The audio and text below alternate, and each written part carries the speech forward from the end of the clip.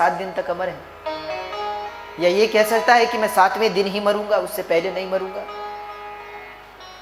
कोई भरोसा नहीं।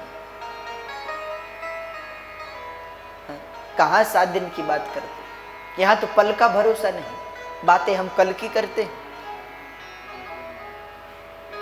हम तो कहते हैं हमें शुकाचार्य से भी ध्यान से कथा, हमें परीक्षित से ध्यान से कथा सुननी चाहिए। परीक्षित जी जितने ध्यान से कथा सुनते हैं, हमें उससे भी ध्यान से कथा सुननी चाहिए। क्यों? उसका भी एक कारण है। परीक्षित जी के पास पूरे के पूरे 7 दिन हैं, पर हमारा कोई भरोसा नहीं। 1 दिन है कि 2 दिन है कि 3 दिन है कि 4 दिन है कि 5 दिन है, कोई भरोसा नहीं। क्षणभंगुर जीवन की कलिका कल प्रातः काल खिली न खिली, कल जीवन बचे न बचे। इसलिए जितना हो सके भगवान नाम स्मरण करो।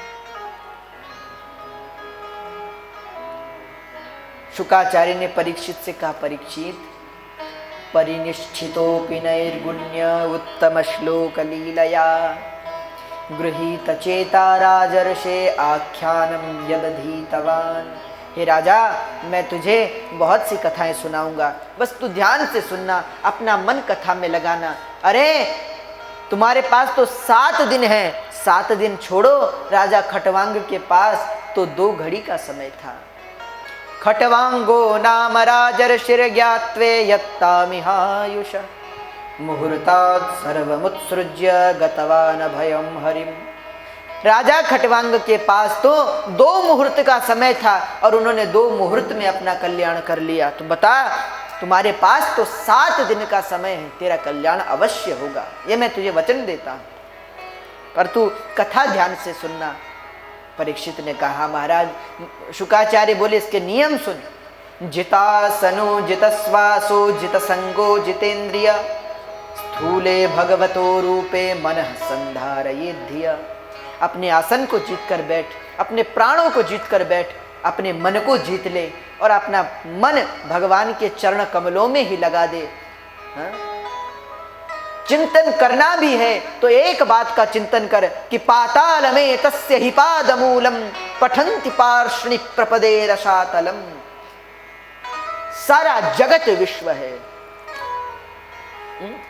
ये बात तो शंकराचार्य जी की सही है कि ब्रह्म सत्य जगन मिथ्या, पर हमारे शास्त्र एक बात और भी कहते हैं, सर्वम हेतद ब्रह्म।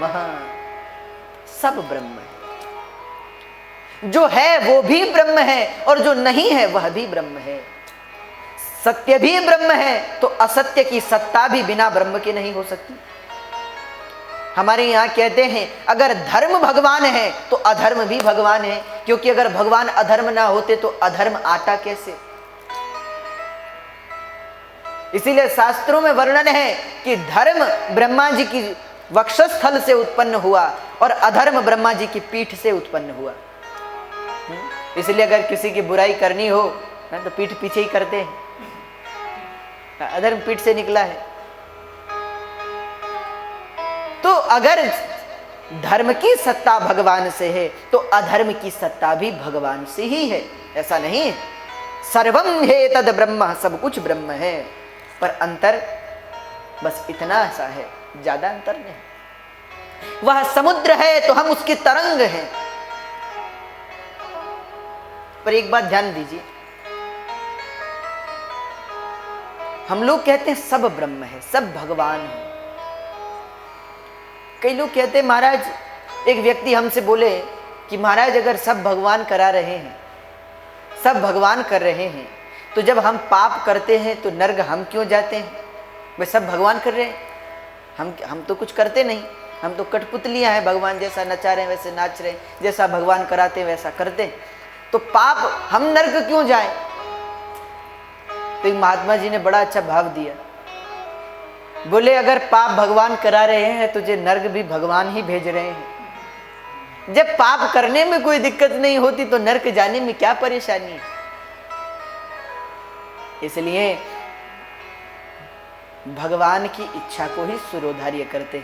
शुक्राचार्य बोले, अब तू आसन को जीत कर बैठ परीक्षित, अब हम तुम्हें कथा सुनाएंगे। यहाँ शौनकादिक ऋषि बोले, सूत जी क्या कहें महाराज, इस कथा का तो जितना वर्णन करते हैं उतना और इसे पीने की लालसा होती है, और हमें तो लगता है कि जिसने जीवन में कथा नहीं सुनी उसका जीवन ही व्यर्थ है। सूत जी बोले, बिल्कुल सही कहा ऋषियों, अकामः सर्व कामो वा मोक्ष काम उदारधी तीव्रेण भक्ति योगेन यजेत पुरुषः पर। तीव्र भक्ति के द्वारा भगवत प्राप्ति होनी चाहिए। और ऋषियों, अपना जीवन यापन तो सूकर भी कर लेता है, जीव जंतु भी कर लेते हैं, तो हम में और उनमें क्या अंतर रहा? अरे बिले बतो रुक्रम विक्रमानते न शृण्वतः कर्णपुटै नरस्य जिह्वा सती दार्दुरिके वसूतः न चोपगायत्युरुगाय गाथा। बिले बतो रुक्रम विक्रमान, जिसने कानों से कभी कथा नहीं सुनी उसके कान तो कहते हैं सर्प के बिल के समान है। वो आप लोगों ने बात सुनी, अच्छा बिल चूहा बनाता है पर निवास उसमें सर्प करता है। सर्प रूपी वासनाएं ही इन कर्णों में बैठी हैं हमारे। अब जब तक कथा गंगा का रस वहां नहीं जाए तो वो कैसे जगेंगे? ऋषि भी कहते हैं, जिनी हरि कथा सुनी नहीं काना, जिनी हरि कथा सुनी नहीं, जिनी हरि कथा सुनी नहीं काना,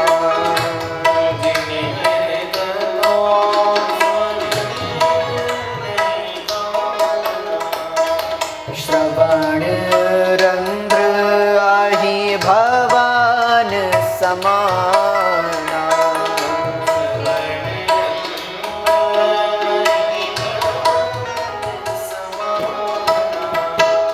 श्रवण रंध्र आहि भवन समाना, श्रवण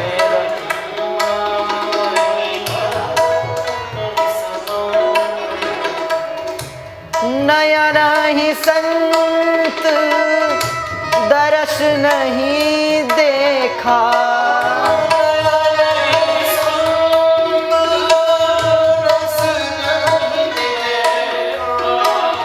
नयन ही संत दर्श नहीं देखा,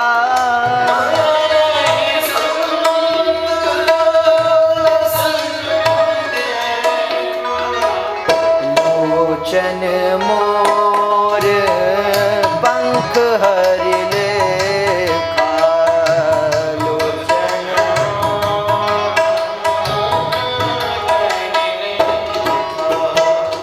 लोचन मोर पंख हरि लेखा,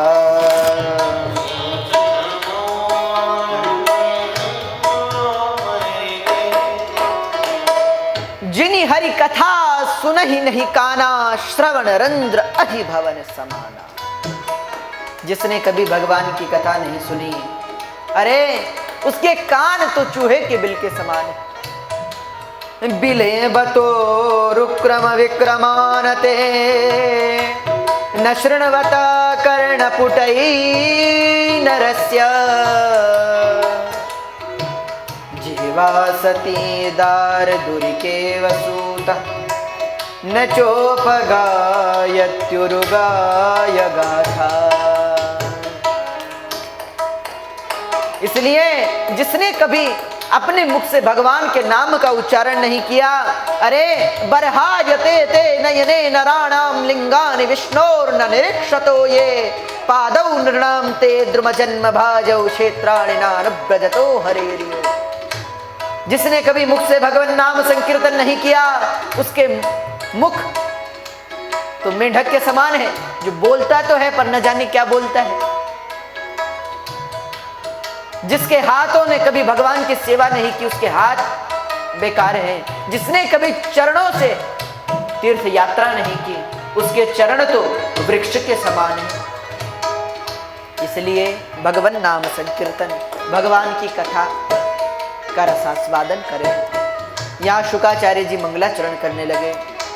श्री शुक उवाच नमः परस्मै पुरुषाय भूयसे सदुद्भवस्थान निरोध लीलया गृहीत शक्तिर्तृतया यदेहिना मंतर्भवायानुपलक्ष्य वर्तमने। भगवान को नमस्कार करते हैं और आगे कहते हैं नमः परस्मै पुरुषाय भूयसे, उस परम पुरुष को नमस्कार करता। अगले श्लोक में राधा जी को नमस्कार किया। राधा जी गुरु हैं शुकाचार्य की, कृष्ण मंत्र की दीक्षा दी है, कृष्ण मंत्र का उपदेश किया है राधा जी। क्योंकि जब शुकाचार्य गोलोक धाम में हमेशा कहते थे राधे राधे राधे राधे, बार बार राधा राधा का स्मरण करते थे। एक दिन राधा जी की कृपा दृष्टि हुई, उस शुक को उठाकर हाथ में ले लिया और एक हाथ फेरते हुए कहा हे शुक राधे राधे मां वद, प्रिय कृष्णं वद, प्रिय कृष्णं वद। हे शुक राधे राधे बोल, पर पहले कृष्ण तो बोल। राधे राधे मां वद, पर प्रिय कृष्णं वद। हे प्रिय कृष्ण के, राधे कृष्ण के। तो कृष्ण मंत्र की दीक्षा दी है राधा ने कृष्ण शुकाचार्य को। मानो अपने गुरु का स्मरण किया और शुकाचार्य बोले